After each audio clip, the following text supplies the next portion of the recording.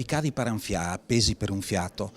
È la storia di un giovane bellunese nato nel 1894 in una famiglia contadina, una storia di uno dei tanti veneti che riuscì attraverso la sua intelligenza, la sua caparbia, la sua volontà di fare, di capire come gira il mondo, di affermarsi dal punto di vista culturale e anche professionale.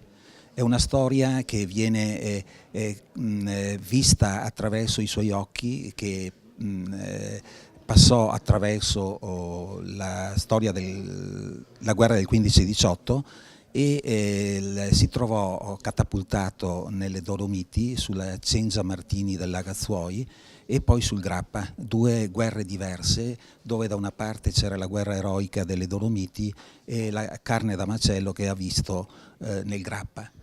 Questa storia è un monito perché la pace va conquistata tutti i giorni attraverso le nostre azioni e attraverso la nostra maniera di porsi nella società civile. Beppi è rappresentativo di quel mondo contadino che affonda le radici culturali nei secoli. È una cultura che ha portato le classi subalterne ad affermarsi attraverso la loro capacità di agire nel sociale, di agire attraverso gli strumenti che dà l'aspetto educativo e quindi di potersi affermare e scalare la scala sociale.